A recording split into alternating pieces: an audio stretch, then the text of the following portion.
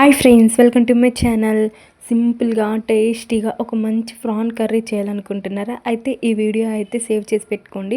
ఖచ్చితంగా నేను చేసిన ప్రాసెస్తోనే చేయండి. టేస్ట్ చాలా అంటే చాలా బాగుంది. ఫస్ట్ అయితే ఒక కడాయి తీసుకొని అందులో ఆయిల్ వేసి ముందుగా క్లీన్ చేసి పెట్టుకున్న ప్రాన్ ముక్కలు కూడా వేసేసి బాగా అయితే వేయించేసేయండి. బాగా కొంచెం రెడ్డిష్గా వచ్చేంత వరకు అయితే వేయించేసేసుకొని పక్కనైతే పెట్టేసుకోండి. ఇలా వేయించేసుకోవడం వల్ల నీచు వాసన అలా అనేది ఉండదు.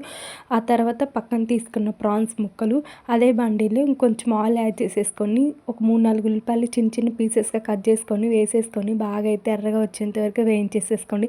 పచ్చిమిర్చిస్ అందులో కొంచెం పసుపు, కారం, ధనియాల పొడి, జీలకర్ర పొడి కూడా వేసేసి బాగా అయితే వేయించేసేయండి. 2 టమాటాలు పేస్ట్ లెక్క చేసేసి అది కూడా వేసేసేయండి. ఆయిల్ పైకి తేలేంత వరకు అయితే బాగా అయితే వేయించేసేసుకోండి. వేగిన తర్వాత మనం ముందుగా వేయించి పెట్టుకున్న ప్రాన్ ముక్కలు కూడా వేసేసి బాగా అయితే కలిపేయండి. ఉప్పు కారం పట్టేంత వరకు 5 మినిట్స్ అయితే ఉంచేసేయండి.